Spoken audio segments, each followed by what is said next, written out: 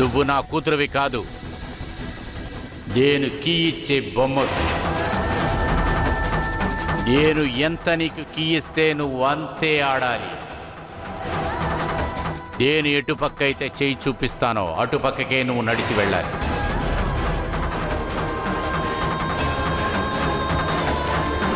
నువ్వు పురుషోత్తం ఇంటికి కోడలిగా వెళ్ళాలని నేను నిర్ణయిస్తే తర్వాత ఈ లోకంలో ఎవ్వడూ దాన్ని మార్చలేడు. నీ తలరాతలో ఇటువంటి కూలివాడు నీకు అక్కర్లేదు.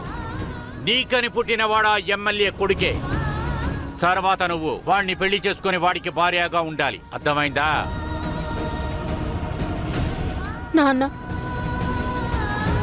నేను మిమ్మల్ని దేవుడు అనుకున్నాను, కానీ మీరు నువ్వు నన్ను దేవుడిగా భావించావంటే నేను తీసిన నిర్ణయాన్ని ఒప్పుకోవాలి. భగవంతుడు పిల్లల ఆశయాల్ని దోచుకోడు నాన్న. ఇలా చూడమ్మా,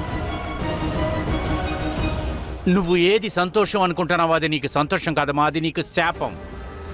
నీ సంతోషం ఎక్కడుందో అది నాకు బాగా తెలుసు.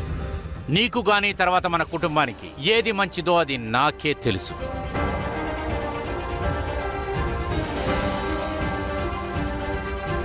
నేను ఇప్పుడు రాజకీయంలోకి వెళ్ళటానికి కారణం మన కుటుంబం కోసమే, నా పిల్లల కోసమే వెళుతున్నాను.